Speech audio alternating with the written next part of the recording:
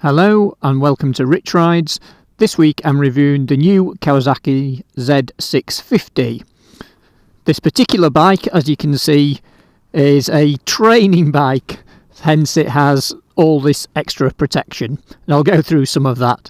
But as you can see, I think it's a great looking bike, physically quite small but still with that big 650 engine, so very easy to ride. But looks wise, I think it looks cracking. It looks everything that a sort of modern bike should be. So rather than going the retro route, it's got a very modern look that I think looks really good. So first of all, let's talk about the ergonomics and the comfort. Physically, the bike is quite small. I was surprised how small it was for a 650.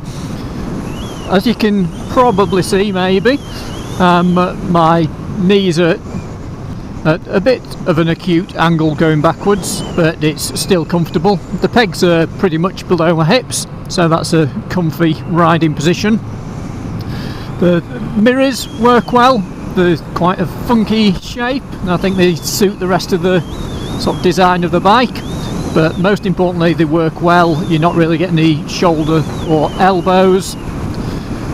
The bars are fairly flat. They're not super wide either, so it feels even more compact, as well as feeling sort of low and not very long. It feels thin as well, so I think that's obviously a big plus for commuting. But yeah, it just feels a really sort of planted bike. Display works really well, that's really clear. You can tuck your knees under the tank nicely and sort of grip the tank. And the seat was a bit of a surprise to me. There's quite a lot of space on it. When I first looked at it, it looked like a uncomfortable sort of sports bike type seat, but actually it's really, really comfy. So like I say, a bit of a surprise when I looked at it. It's actually got a lot more padding than it looks like, and a lot more space. So if you go right to the front, it's quite thin, and like most it then goes a bit wider at the back. But I'm 6 foot tall and have a sort of 33 inch inside leg, and it fits me fine. I think if you were a lot bigger you may struggle, because like I say, it's physically a smaller bike. But the great thing is the seat height is very low as well, so I think it's something like 780 or 790. So it would suit smaller riders, and it's a light bike as well. Again, I think it's something like 185 kilos wet, so that includes sort of fuel and stuff. And it feels really light, but it still feels planted when you're going a bit quicker. So I will try it on a dual carriageway later at some higher speeds. Obviously, with it being a naked bike, then you do get wind blast. But yeah, initial impressions are really good comfort wise, so we'll see what it's like by the end of the day. If we carry on with that comfort theme, then let's talk about the suspension. So it's got right way up front forks that aren't adjustable, and it's got a rear monoshock. I think Kawasaki called it something different, but basically it's a monoshock, and that may be adjustable for preload. I'll double check that and put that up in the specs. I'll also put a link to the full specs on the Kawasaki website, so you can check all those facts and figures. There's no point me just reeling all those off. But yeah, I've ridden on a variety of roads, some of these sort of faster A roads, some smaller bumpier B roads, and so far the suspension seems really nice. It's that great sort of situation where it feels a little bit hard, so it's good for handling, and on smooth stuff it's great. But if I purposely hit bumps like that, then it soaks those up as well, so it's not an uncomfortable bike at all, but it doesn't feel sort of soggy. So yeah, comfort wise it seems great, and again, just an initial impression, because I've not been on it long, then handling seems really good. I say it's such a light bike, then it's super nimble, and you can very easily sort of change direction, and even if you're moving it around on your driveway, then because it is so light, then it just feels really simple and easy. The next thing are the brakes. So the Nissan brakes, and it's twin discs on the front. The front brake works really well. You won't be doing any stoppies by accident, so it's quite progressive. And the rear brake, initially when I got on the bike, I wasn't impressed with the rear brake, but I think that's because it was literally a brand new bike with 1 mile on the clock, and even we've only done 20 odd miles, but I could tell the difference already. So I think the brakes obviously just need bedding in. The other thing with it being a brand new bike is obviously the tyres are brand new, so I'm being especially careful on bends. So let's talk about the gearbox, clutch and engine then. So the gearbox is really nice. The clutch is super light. It's got a sort of assist clutch, and it's also a slipper clutch, so a lot of modern stuff is going that way. And as you can see, performance wise, it's great. Obviously I'm not giving it a load of revs with it being so new and not been running yet, but you can tell it's got a decent amount of torque and a decent amount of power. I think the headline figures are about 70 horsepower. I'm not sure on the torque, but it's that good old Kawasaki Z650. It's a parallel twin. The exhaust is tucked under nicely, and it sounds great actually, but when you're going along at these speeds it's not too much either.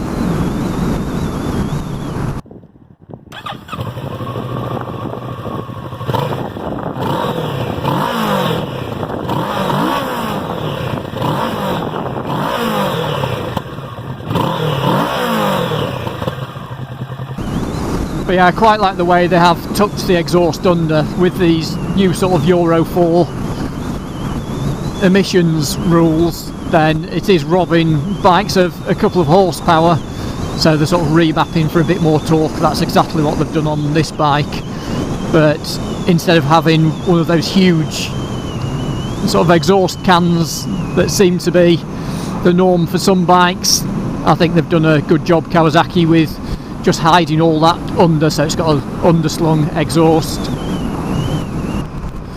So while we're stuck behind this traffic, I'll talk about a bit of wind protection, or should I say lack of. So obviously it being a naked bike, they actually call it a super naked, so maybe that's because it's a bigger engine, I'm not sure. So because it is a naked bike, there's obviously no screen at all. You can probably get a fly screen for it, but actually it's fine. And something I quite liked with the front of this, instead of all this being open, there is a little cowling on it. If you look at things like the MT-07, all that's left open and it just doesn't look finished in my opinion. But yeah, so I think that's helping sort of guide the air. It's very clean. Obviously once you're up to higher speeds you are getting that blast, but you can just lean into that and take a bit of the weight off your wrists too. But yeah, there's no real cowlings, no fairings, and the front end of this actually reminds me of the Honda CB, this sort of shape, so it's obviously some aerodynamic thing if more than one manufacturer's doing a similar thing there. The tank itself doesn't look huge. I just filled it up and I think it took about £10. It wasn't completely empty, but apparently the fuel consumption's good, getting over 60 miles per gallon in sort of real world. Talking of the fuel consumption, I'm not sure how well it'll come out on the camera, but on the display here there's a little eco light, so basically that's on when you're riding economically. From a controls point of view, there's nothing special here, so all the usuals, but it does have the addition of a sort of hazard warning switch there. This display works really well, big rev counter, speedo, how many miles. As you can see, this is a brand new bike. It had 1 mile when I picked it up. Proper fuel gauge, which is great to see. Time, and you've got a gear position indicator. I think these LCD displays, where it's sort of inverse of what they normally are, so rather than black on grey, the grey on black, works really, really well. So it's really clear in sort of bright sunshine. Haven't tried it at night, but it looks great. As you can see, it has the rev counter and then this sort of little thing that follows it behind as well. But it sounds great, this engine too. So as I mentioned seat height before, I'm sat, and you can see I'm really, really flat. If I stand up, I'm not even on the seat. So we'll talk about its sort of low speed manoeuvrability now.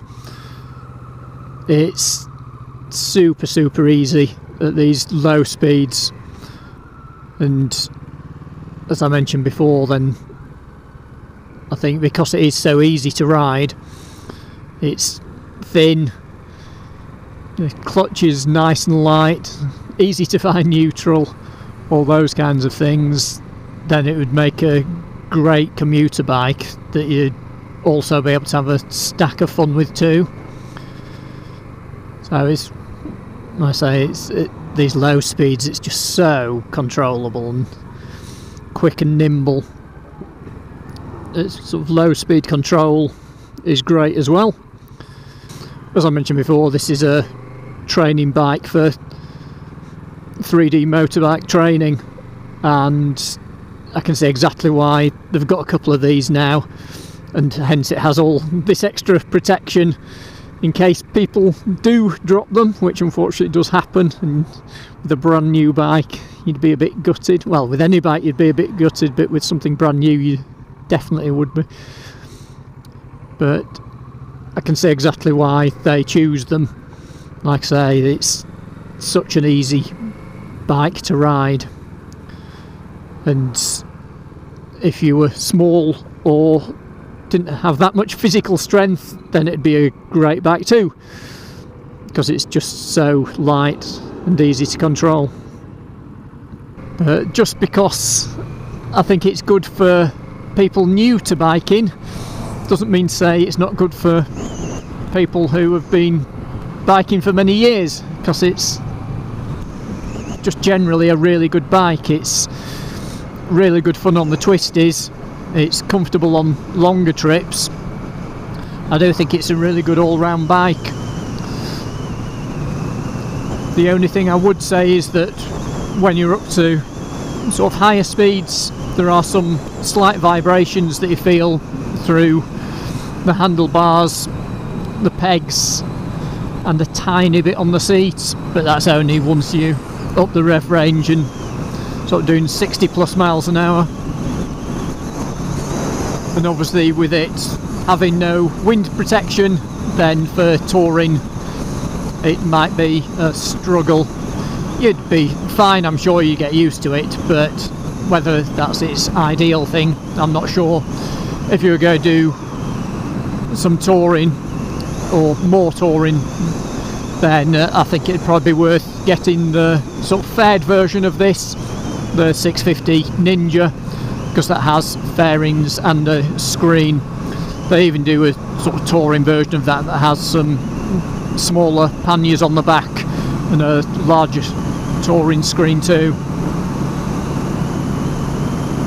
But if you wanted something that would be great for commuting, great as a just all-round fun bike, then this ticks all the boxes really.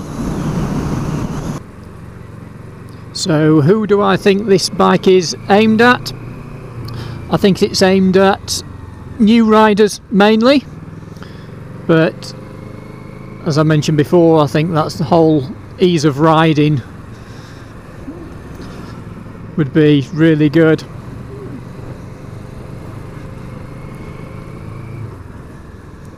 But not just new riders, I think anyone that wants a bike that just does everything, is fun, would be a good bike for commuting.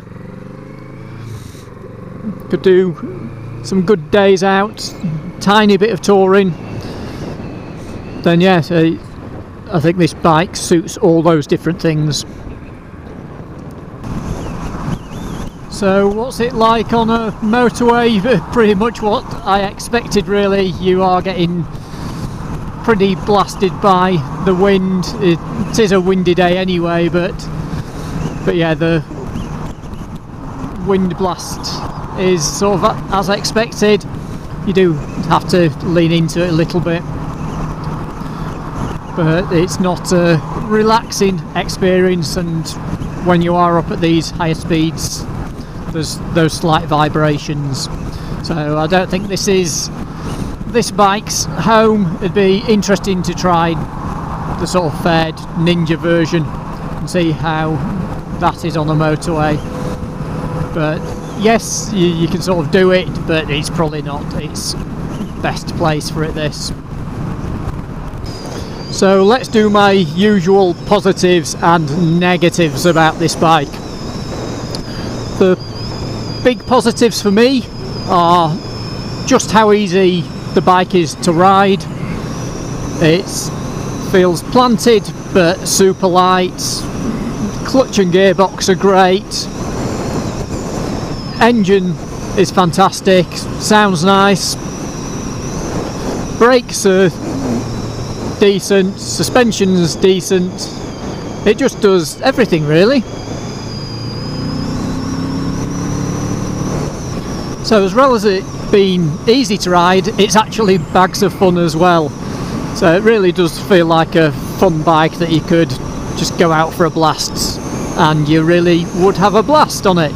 It's great fun. It's got plenty of power. Like I say, 70 horsepower.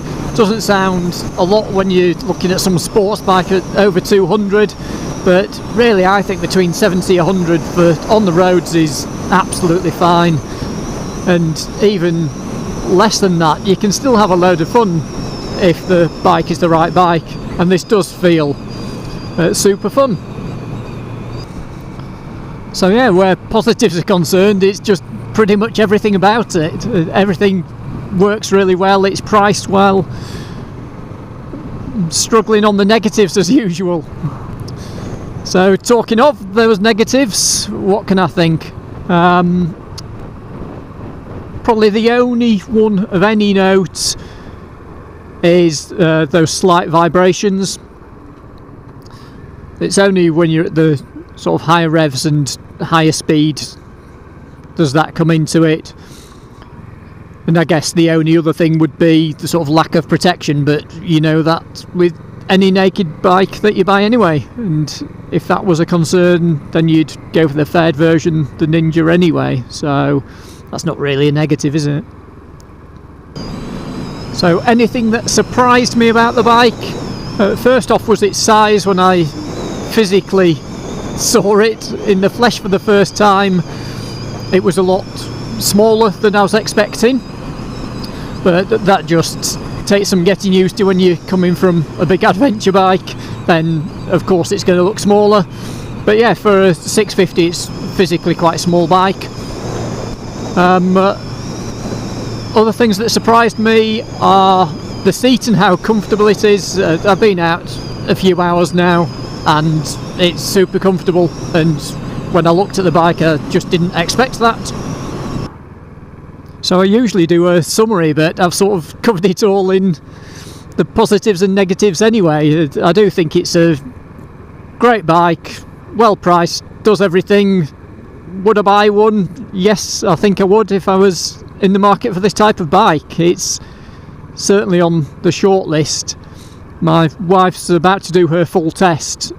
She really liked the look of this bike, so as I say, it's on the short list for that too. And of course when she does get something, I want something that I can use as well and have some fun on, so it works for me too, does that. And finally, I'd just like to say a huge thank you to 3D Motorcycle Training, who lent me this bike to review. I did all my training with them, so I can massively recommend them. Also, a couple of friends did their training with them for their full tests, and my wife did a CBT with them too. So yes, they come very tried and tested, and I'd highly recommend them.